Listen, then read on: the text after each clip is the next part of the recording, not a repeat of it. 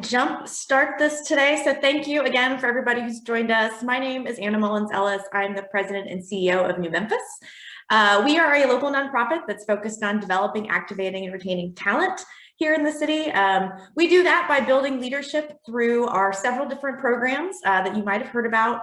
We have programs for everyone from college students through senior executives. We also do lots of work to just make sure that everyone in our community is able to build meaningful connections with our city and able to connect to those ways that they can personally, individually make a difference in our community. So that is what this luncheon series is all about. So I'm very happy that you landed here in the Zoom call with us today. I am thrilled to say that this will be our last fingers crossed with all things equal, that by our next one, we will be doing at least some sort of hybrid version. So we'll have some people joining us in person and some people joining us virtually as we continue to navigate the challenges of the last year. So I appreciate everybody. I know we are getting to that place in the world where being in a Zoom call is no longer fun and exciting and is a very tedious engagement. So I'm so grateful to both our moderator, to our panelists. Thank you guys all for being here and taking part of what I think is a very important conversation. We felt like it was relevant in this moment as our restaurants have had a much more challenging year than I'm sure any of them anticipated. All of our dear friends in the food and restaurant scene and the entrepreneurs who make Memphis look, taste, and feel like Memphis, we're grateful for you. So we wanted to convene a conversation to really dig into the entrepreneurial part of our food scene. So we've talked both in these luncheons, but also just as a broad community about Memphis as a hub for entrepreneurship. And we're very excited to say that when we look at our growing industries, that our food scene, from our restaurants to those who are creating food, packaging food, continues to grow into this really robust sector. We think there's tons of opportunity in this space. So today we're going to explore how a few of these leaders are building a space for the next generation of foodpreneurs to thrive. And I'm incredibly excited for you to hear from everyone that we have put together, and then just the networks that they're connected to. I know they have a lot to share. So before we begin, just a couple of housekeeping items. Throughout the event, we encourage you to use the chat.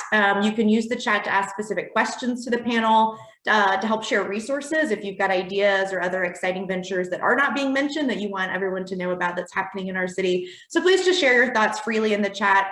Our very adept moderator will tap into those as we get into the program. Also, be sure to change your settings to engage with both the panel and the attendees when you're using that chat. Second, when you exit the event, you will see a pop-up survey. And I beg you, please, please, please just take it's less than 60 seconds to fill out that survey. It's a really important way that we at New Memphis continue to measure our work and realign things as we look to the future. So we really appreciate that.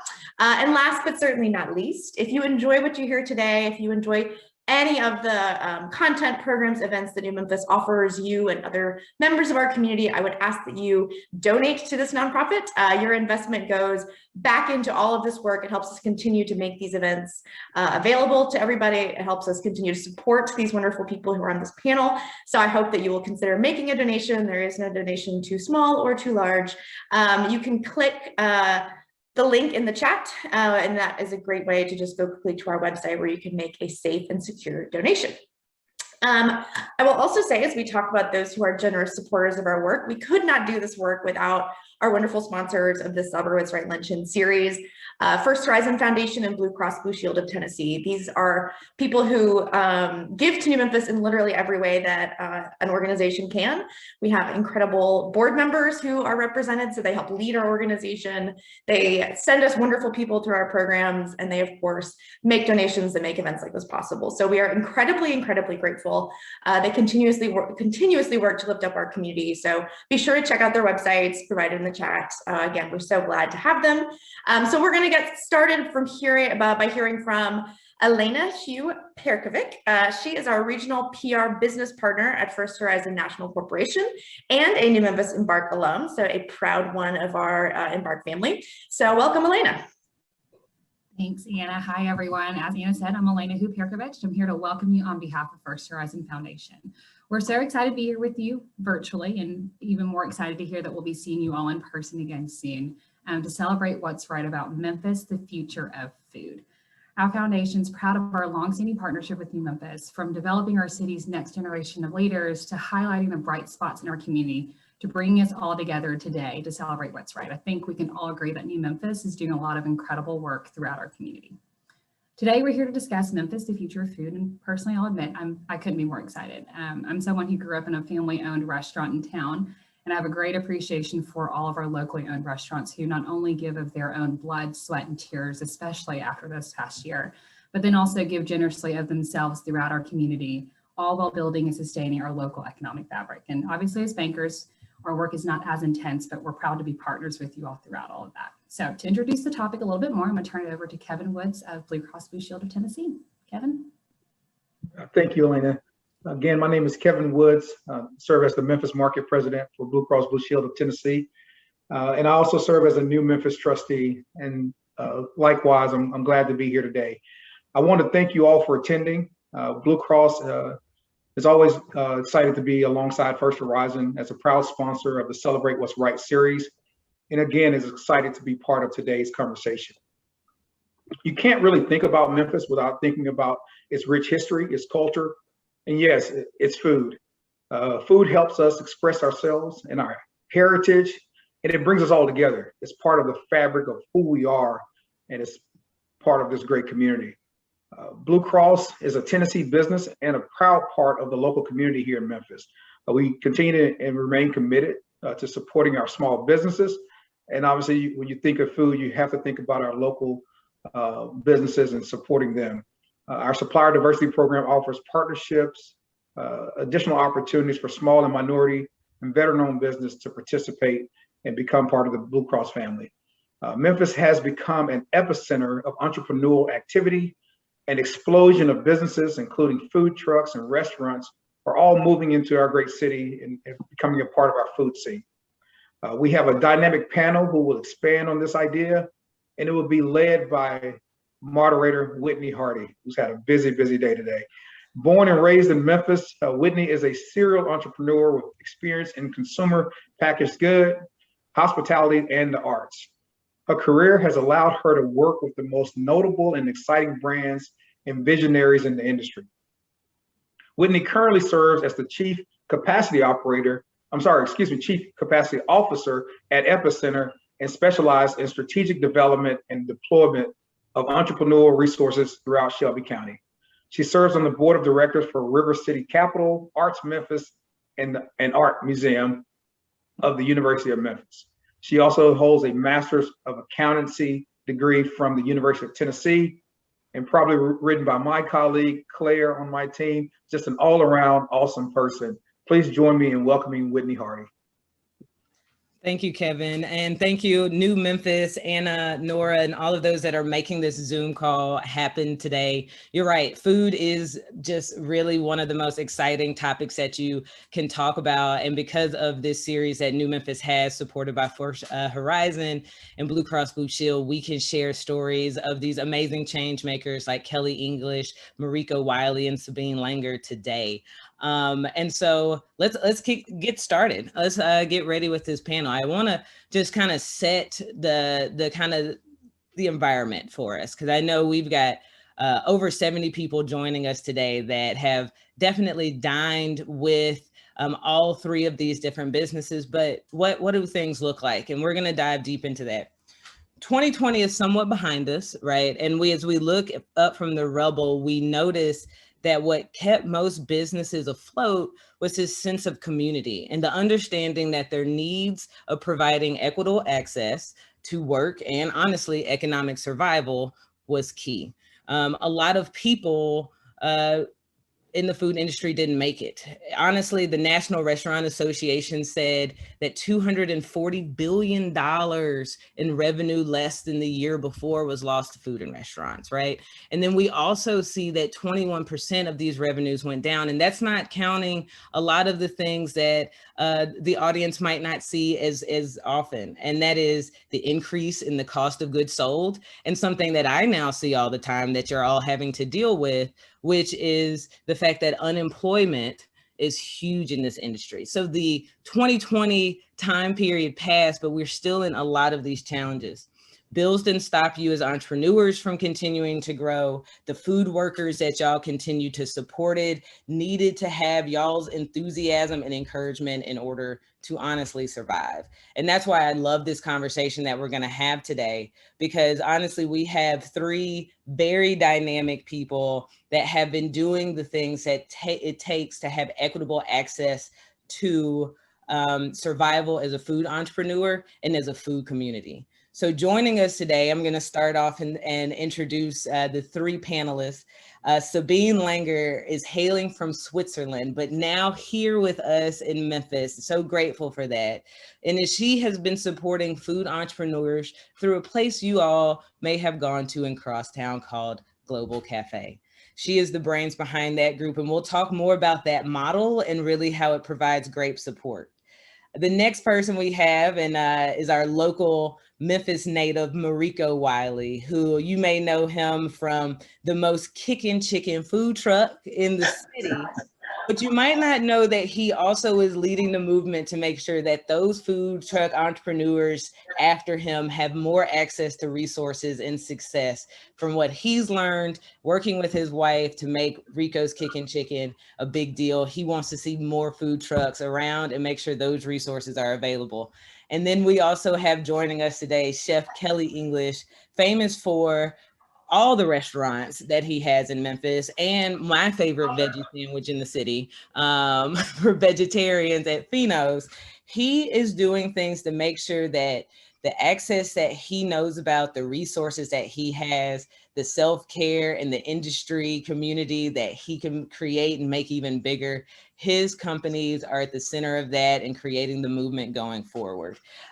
So these are three of some of the biggest movers and shakers, not just because of the food that they cook, but because the infrastructure that they are creating for the future of entrepreneurs in the food industry. So now we're going to jump into questions so we can talk about it. I want to start with the two that came from out of town, Kelly and Sabine.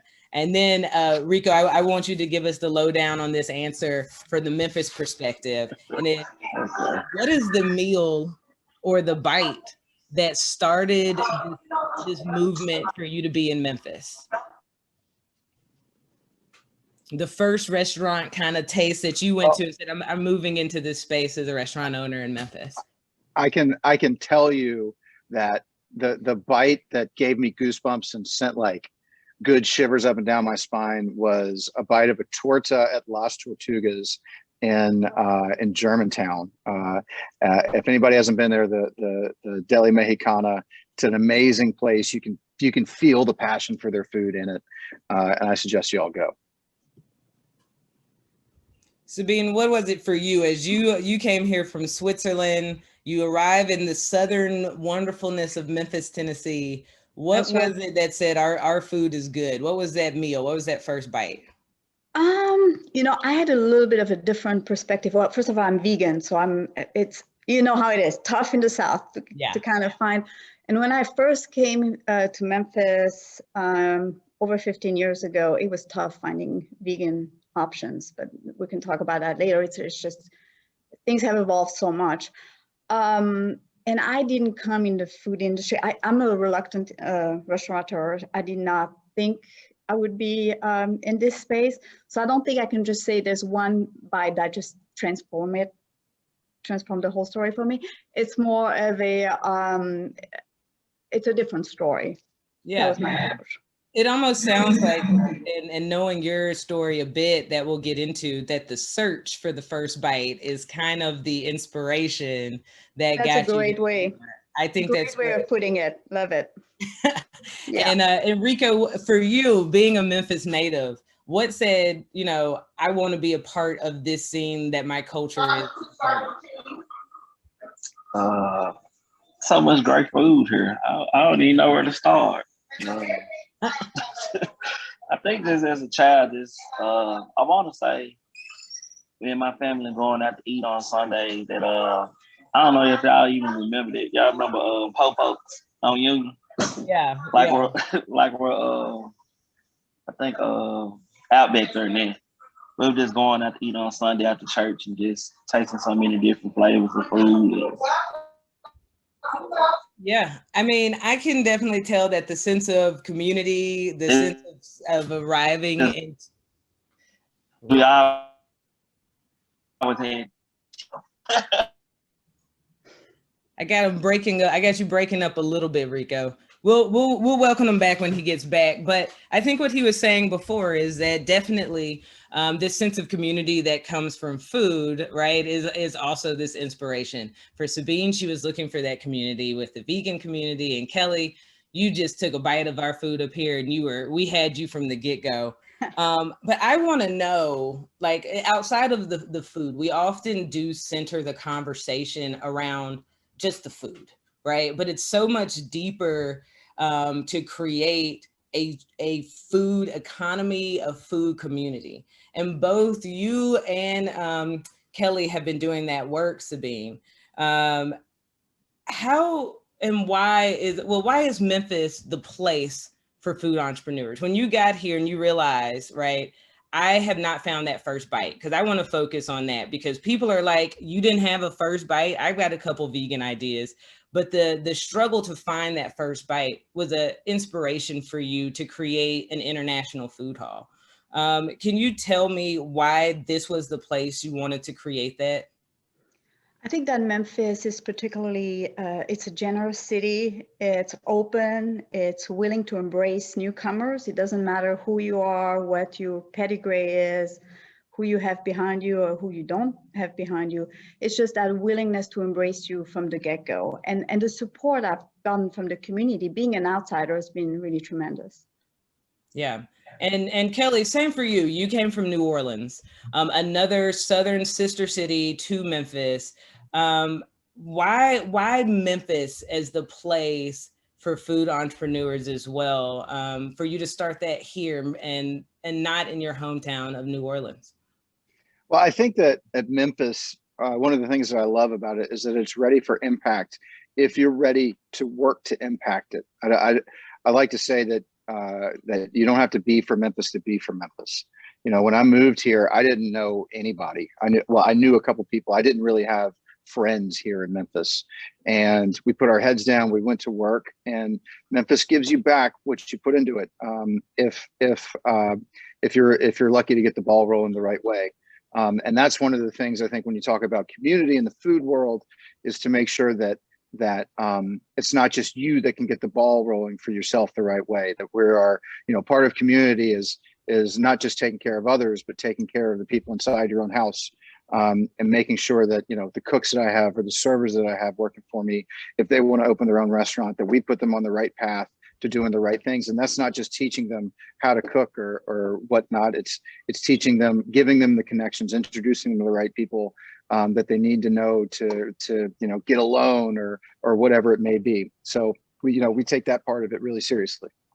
Kelly, a lot of people may not know exactly some of the things and some of the initiatives that are around the city that are doing exactly that. Can you talk about your work in that space of creating a network, and maybe for any of those that are also listening, this could be a great resource for what that is and how they could get involved?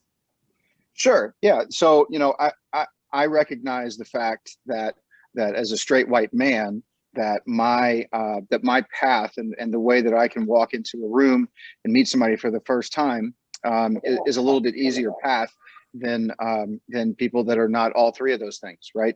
And so I think it's important that when I look around at the diversity of my work staff, I fully recognize that I have to do everything I can to make sure that when they walk into that room, that they get afforded the same opportunities that I got afforded, 13 years ago. And that's work that continues every day. It's work that won't stop. And when we get to where we want to be, there will be more work to do, and we're ready to do it. But there are people all over the city, foundations that are at work, doing great things, and as far as equitability and access. Definitely. And when we think about that, you're right. It is about equity and access. How do we reach the capital to continue to grow? How do we find the resources in the network? to really survive, whether it's a good time in history or an economic downturn like we somewhat felt last year. And Sabine, you came into this kind of from a different angle, supporting those food entrepreneurs with a space like the International Cafe that you created. So we think about this, the access to capital and the access to customers that come along. Tell us a little bit about really the infrastructure of what you created with the International Cafe. Yeah, so I started because I wanted to make a difference. I'm an immigrant, obviously, and I know my path was pretty difficult to move to the US, even though I come from one of the richest countries in the world. I had the financial means to support myself. And I was reflecting on how lucky I was to have that path. You know, I'm not a straight white male like Kelly, but I do have a lot of advantages as well. You know, that I was very well aware that a lot of people don't have those advantages. I wanted to help and see how I could make a small difference in somebody's life and help in that way.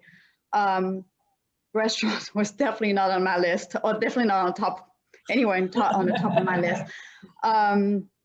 As a matter of fact, I think I had a conversation 6 months before starting to do my due diligence, saying, there's no way I'm going to be in the restaurant business. It's such a terrible business. And here you go. So I did research, met so many wonderful people, realized that I was meeting a lot of women that were cooking on the side. I say women, nothing against men, it just happened to be all women, cooking on the side just to make a little additional income. And I've had conversation like, oh, I want to open a food truck. I started saving a little bit of money, but I'm still nowhere to where I want to be.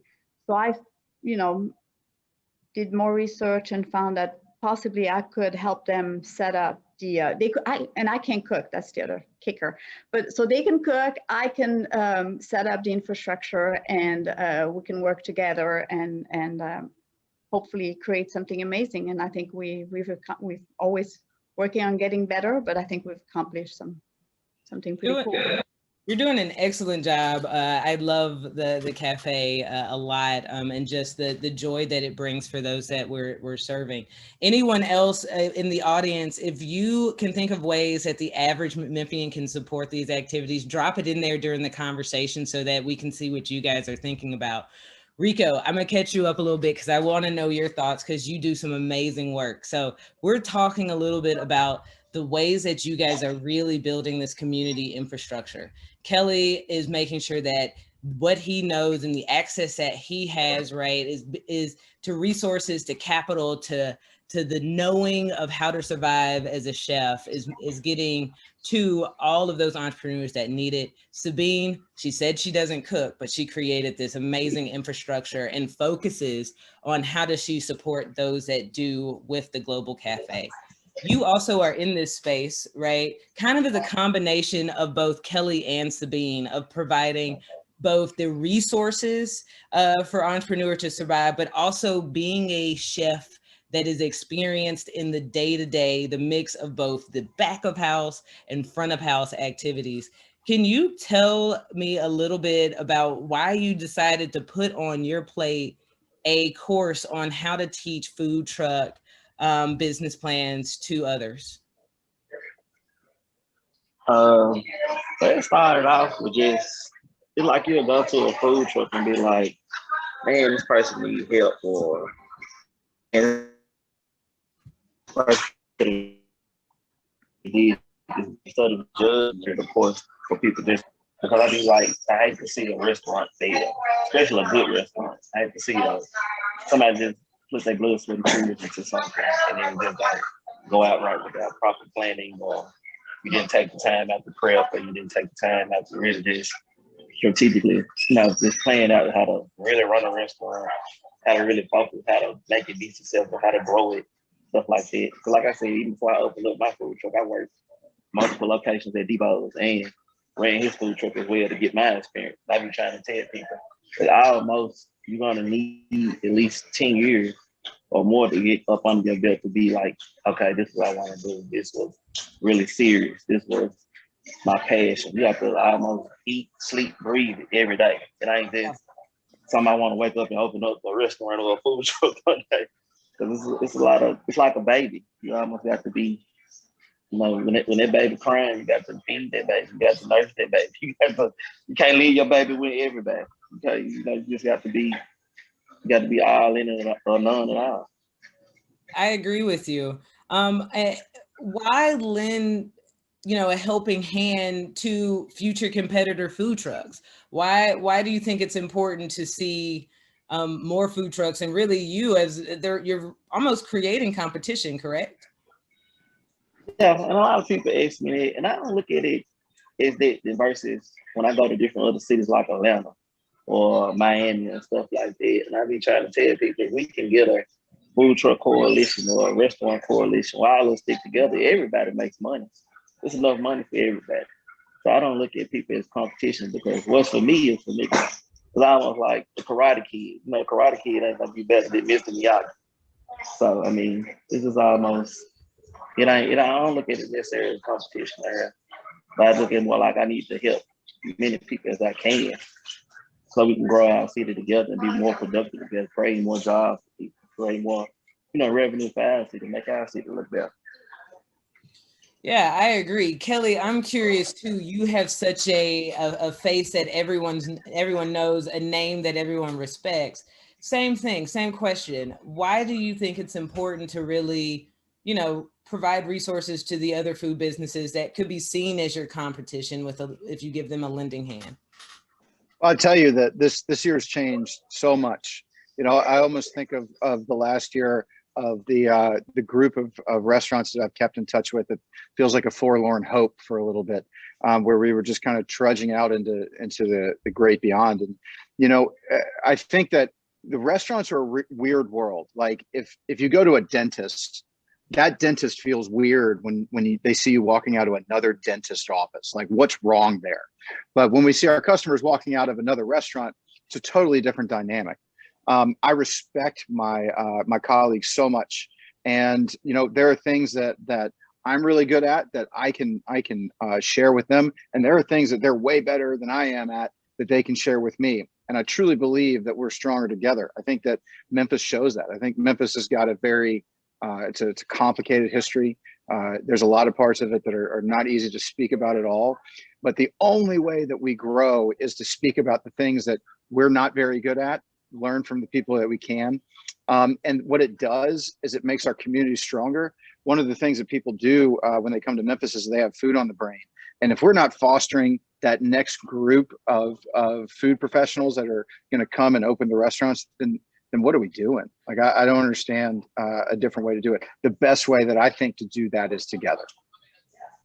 I love that. And Sabine, you created that both as an immigrant here to the United States, but also largely of who the women are that are the food entrepreneurs. You have any thoughts on that piece as well, of how this piece of community does almost create equitable access by bringing them all together, and how they felt during 2020, but also just as a startup food business? Yeah, I mean, it's been so difficult. We were lucky to start before the pandemic. I think we'd be in a very different position had we started during the pandemic. But I think there's several aspects to it. One is the love and the support we've received from the community during the pandemic has been incredible. It really has pushed those women to work so hard, because they've really worked especially hard during the pandemic. Everybody's exhausted, but they continue to move forward. And the beauty of helping someone is you're not just helping that single person, it's trickling down through their communities. So, we have one chef that might be from a particular country. He or she will hopefully hire assistant chefs that come from that same community. And then we're able to help several different families, not just one individual. And that's very important to us. I agree with you. And I just love how food entrepreneurs are so rooted in their community and providing jobs and place for people. And that's why this work that you all did to stay in business and continuing to create more businesses was imperative, because it does take an ecosystem to survive as an individual business. You don't want to be the only restaurant in town because, right, everyone's like, so what happened to the rest? Let's talk more about the challenges that you all are facing and are seeing, right? Where do we go from here, right? We've had 2020 and now we're in 2021. We've got a little bit of the fog and some more stuff coming in off of the explosive year that we had. Where do we go from here? And I mean, let's talk about the opportunities and the challenges.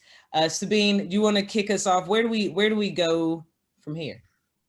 Well, when 2021 came around, I thought, 2021 new start, it's going to be amazing. It's going to be very different than 2020. Then 2021 came and said, hold my beer. So where we're going, it's, hopefully we will find our new sense of normal that's a little more similar to what we're experiencing in 2019. We've had to pivot so much. We spent so much pivot. We're just really tired. We're exhausted. We're having to reinvent ourselves to keep our teams afloat constantly.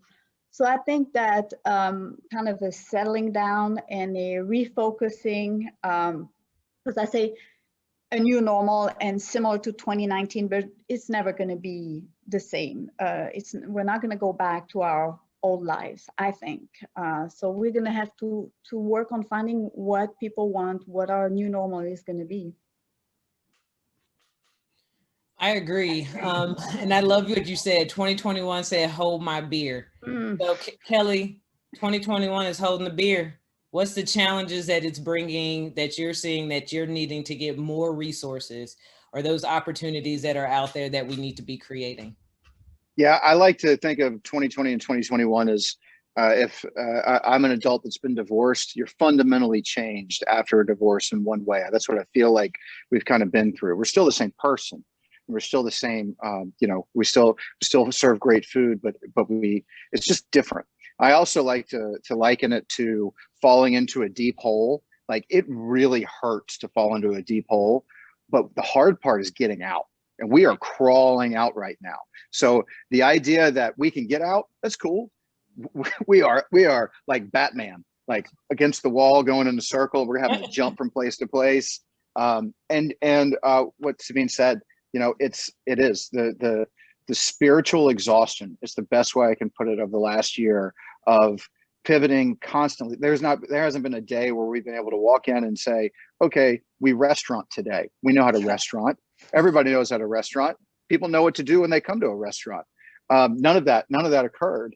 And it is exhausting. So I think the thing that has really opened my eyes to everything, and look, I'm going to say this as someone that I have, in the 13 years that Iris has been open, it's a tiny restaurant. I've never made a profit, and I do not provide myself insurance here. We have got to find a way to make sure that whatever that is, that we are taking care of the people that are working here, and that to make sure that we show them how to take care of other people. Because if we are not showing people how to take care of people, again, what are we doing? I don't know what we're doing. We're just serving tasty food. And that's the easy part of what we should be doing. I think that's beautifully said. So many nuggets in that. Sabine or Mariko, y'all have anything to comment on that as well? Sabine, sorry, you did just tell us that the opportunities or challenges that are facing, but I think this sense of the Batman imagery that you gave us, Kelly, is great, because we're having to train up, right? Because some of us didn't know how to scale or survive or pivot. Rico, what are some of the challenges that you're seeing with serving those entrepreneurs that you have with the entrepreneurial skills course that you lead? The challenges I'm seeing is mostly just getting staff together, keeping up with extremely high food costs. And I just tell people, you almost like Kelly said, you're gonna be spiritually drained. You're gonna pray, you're gonna cry, you're gonna do a whole lot of other things on a day-to-day basis. And I don't think we'll just ever go back to normal. for a minute, because it's almost like you got to create your new normal for yourself and just keep a positive attitude and just keep your hand on the plow every day. Exactly. I love that. And I want to ask you guys, right, because I feel like the audience is often thinking about, well, I think I just ordered from you guys on Uber Eats and I'm going there and I'm purchasing things as much as I can. Can you tell us more about, like, what are the resources though? What besides just eating there could they do? Or maybe while they're eating there, what is something they could consciously be thinking about to better support what you're creating, both as an infrastructure, but also as individual entrepreneurs? You can do, well, we always really been doing curbside anyway. And I don't think curbside ever gonna go away at this point, because it's definitely a great avenue, especially for the mom got kids in the car, can't get out the car, or disabled person that can't make it. We do front door curbside. We do deliveries in the medical district only right now. Uber, of course, and your tablets and stuff like that, and basically just breaking that food truck back out, and just stuff like that. That's basically the revenue. Oh no, we lost Rico. I'll get him back in here like we always do. I'm gonna turn it to Sabine and Kelly to kind of pick that up. What are the resources that we could provide more than just eating there? What else could patrons be doing to support you? Yeah, I think that understanding would go a long way. I think that one of the hardest things for a traditional restaurant to do is to operate in whatever we have as a busy manner, in a traditional sense, as well as doing curbside at the same time. It sounds so easy to do, and it's so difficult. I think that the best way that people can support us is, number one, is to understand that we're doing the best we can every moment of every day. And number two, if you could come during the week instead of just on the weekend, that'd be really awesome. That would be so awesome. Make Wednesday Saturday. Like, come see us during the week. We are super saturated on the weekend because everybody's ready to get out.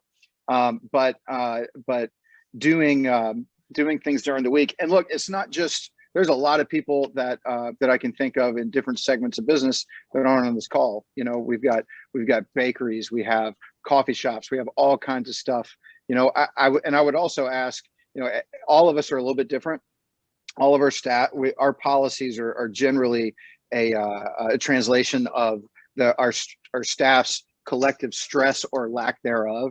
So if somebody requires a mask, just do it, or don't, but don't go. And if someone doesn't require masks, don't be upset with them for not doing it, or whatever.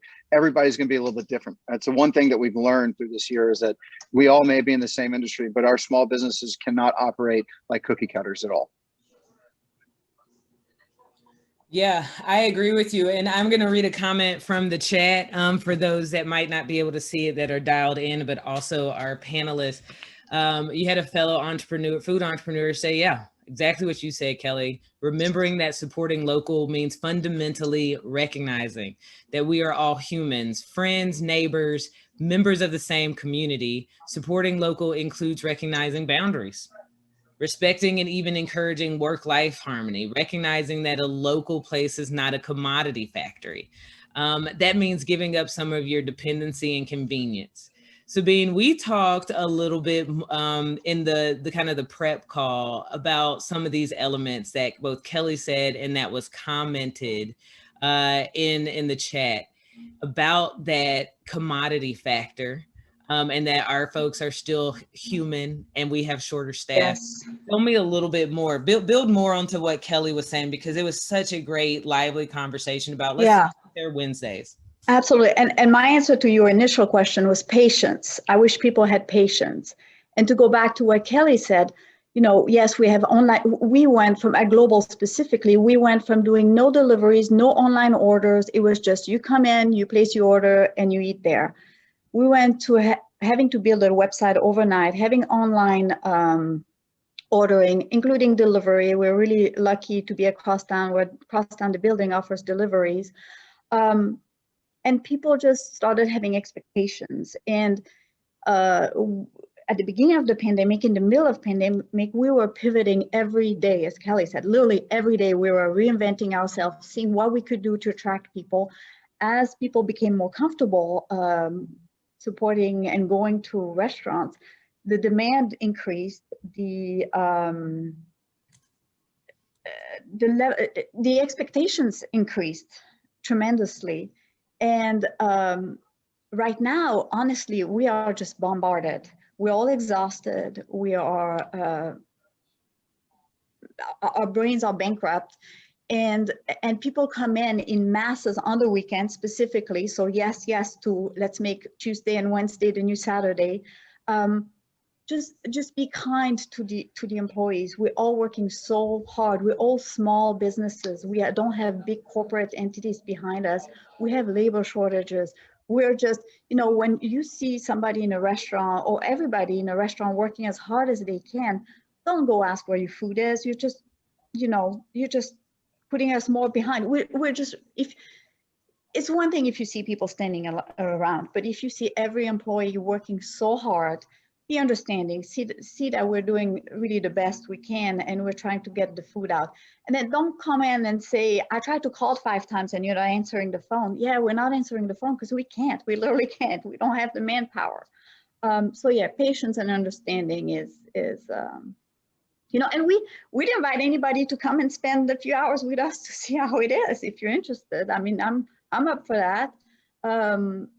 To get really a good view of how the restaurant business is right now, how difficult it is. Definitely. And I started part of my career in serving. And so I definitely understand coming out of, being in the weeds or having the pressure of not enough and having to cover more tables can be very challenging, and also not being sure. So I'm glad that some folks commented that, be kind, tip well, all of those type of things in support of what y'all said. I also think you pointed out something that we saw a lot at Epicenter, which was this technological barrier, right? Everybody is located in such very different places. And someone commented in the chat how they made sure to look around locally into their neighborhood of what food businesses are around that they can get to. But the reality is, right, that before 2020, we all were not on Facebook, and we all did not have websites. And a lot of businesses still can't afford to create those different types of Uber Eats areas because they don't have enough drivers, right? Rico, could you talk to me more about how those challenges and ways of supporting the businesses? I know a lot of food trucks oftentimes have to rely on other ways of communicating where they are. What are you guys doing to make sure, one, folks know where you are, but how they can support you all and be more patient? Basically just use, we don't have a website either though. So basically Facebook have been a powerful tool for us in social media presence, letting us know where we'll be at like day to day, as far as what we do bring the truck out. As far as it's in the restaurant, Facebook and Instagram have been a powerful tool for us. And we've been in business a little minute now. We ain't just created no website for the business and thing, because we look at mostly everybody on their phone got Facebook. It's gonna come on your phone anyway when you buy it. But that's basically, we just try to drive our market there and let them know what deals we get, what specials we running, stuff like that. Like so Sableen said, you just let them be patient for us. Now the phone is another subject because you got to let them know, like on lunch, I'm in the store now on lunch, and this is us in the store now. We get quite our line down a little bit now, but it's just like the phone has been going off the hook. But it's just like you got to just let them know we kind of short-handed on staff. Please be patient with us. We'll get you out as soon as possible. And just have patience, because we are trying our best. It's not like we just sitting back on a yacht somewhere sipping lemonade. We need to, but I mean, it's just, just let people know, just be patient with you. It's just temporary, because And there's more restaurants I go in to see now. It is more owners working now to make sure the restaurant doing what they're supposed to. Rico, you're right. We had what you're saying is absolutely correct. You know, restaurant owners are having to pick up more and more of the work, and then they still care so much about their employees making money. To Kelly's point earlier, he doesn't collect anything from Iris because he prioritizes his staff and his team. One of the comments in the chat mentioned that many small businesses, exactly what you said, Rico, many of the small business restaurant owners do all of the business, the social media, the website creation, the advertising, the financing, along with the core of the business. Thanks, Tracy, for that comment. Do you guys want to talk a little bit about how you're seeing these businesses do everything and what that really feels and looks like day to day for you all? Yeah. You know, we've done a lot over the last year, and I've seen a lot of people, Kat Gordon and Christina McCarter, stick out to me as people that have really figured out a way to make their businesses work. And one of the things that I think that we can do, to go back to your question earlier, is continue to support those hustles and those pivots that we found a way to do some good work with, and to support our team. We're supporting our team in non-traditional ways. You know, those pivots aren't just there for the owners. You know, all of the stuff we do goes straight back to making sure that we can pay as many people as we can. It's a real struggle every day that we have. So yeah, you know, I think that that continued support and that continued understanding is so crucial. I think that you know, when people walk into a restaurant, there's a large conversation right now about, and there should be, about mental health and about the way that we take care of each other and the way you take care of yourself. But if you walked into a restaurant, even now at lunch, and the server said, your cheeseburger is going to be 12 minutes longer than you expected to because the cook needed a day off. They just needed a day off. People tend to not understand when that moment comes, and we really need them to. Like could you imagine a restaurant calling you, like any other business? You might get your appointment canceled if the doctor's not feeling well. What would you do if I called you and said, hey, guess what? I can't honor your reservation tonight because our bartender isn't feeling well. You'd be like, whatever, I'm coming.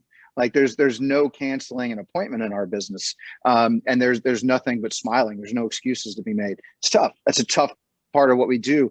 And we're going to have to figure out how to cope with that moving forward as we take better care of ourselves, and not just, and when I say that, I mean like actually having a weekend off. You know, that's the bare minimum that we're trying to get for our people. Exactly. Rico, Sabine, any thoughts? Yeah, absolutely. So I'm in a very fortunate position that I don't have to make an income from the restaurant. So I don't make a single dollar from Global Cafe. But to go back to Tracy's comment, what I do all day, I work full time on the restaurants, but it's social media, it's PPP, dealing with insurance, dealing with permits and advertising, financing, all that good stuff. That's what we spend our days on. If you're in a lucky position like I am, that I don't have to. Actually, it's a lucky position for all of you that I don't have to cook, because I can't cook. So I spend my days dealing with all the back office, the back behind the scenes. And I think it's the reality for many people. And again, I'm in a lucky situation. I think that others are doing everything I do, and then during the day they cook on top of it. And I honestly don't know how they do it, because it's exhausting. Definitely. And I have a last 2 minutes.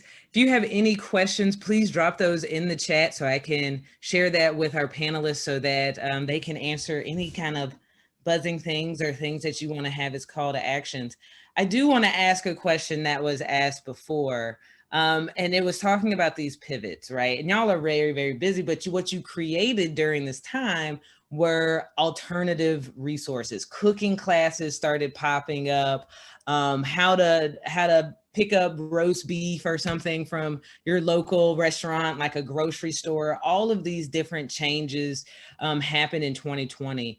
Do you think those are going to be continued after really we're in this pandemic type period? And is that a way that people will continue to support those restaurants? Or do you see it as more of a temporary solution until we're back to the new normal, as Kelly, you described early? Yeah, I think everything stays.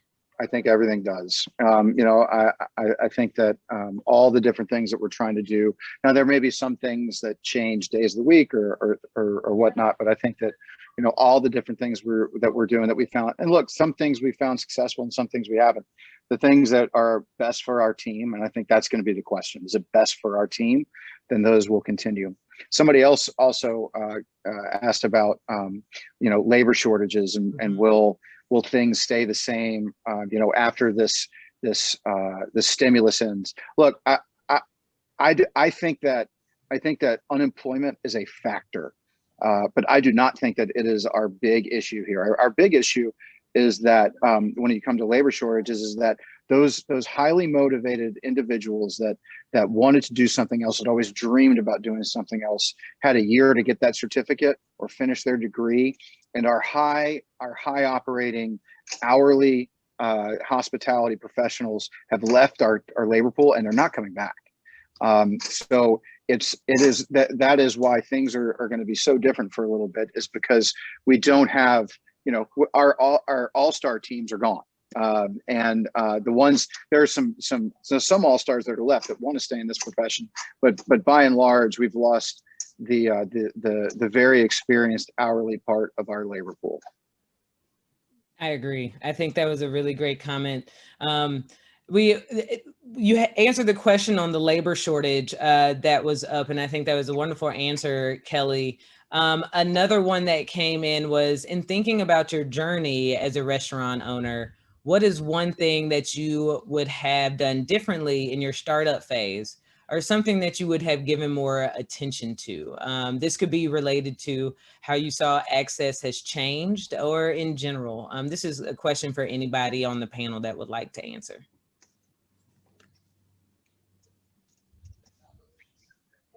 I'll go. I'm not sure I would have changed anything, because I think that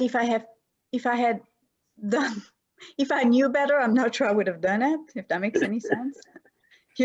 I was blissfully unaware, and it's not fair. I did a lot of research. I did my homework. I knew it was going to be hard.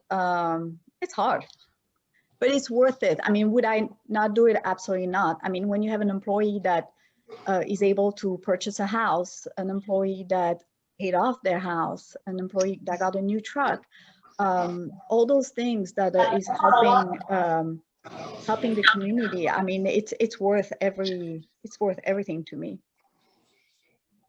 Yeah, I would have treated my, and I think you're going to see this in a lot of restaurants this year. I would have treated my business like a business, and it's not,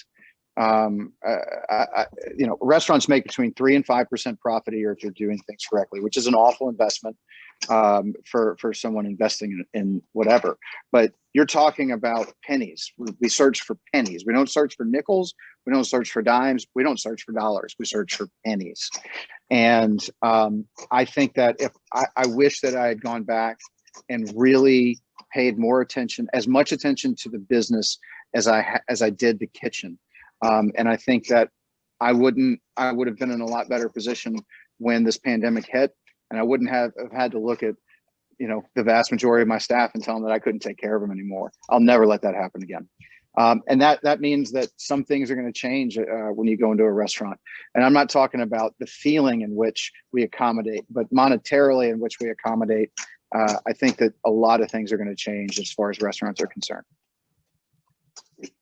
I think that's a great point. And I think that my advice to someone that's looking at opening a restaurant is to surround yourself by people that will elevate your weaknesses. So if you are an amazing chef, find a really strong business partner that can handle the business for you.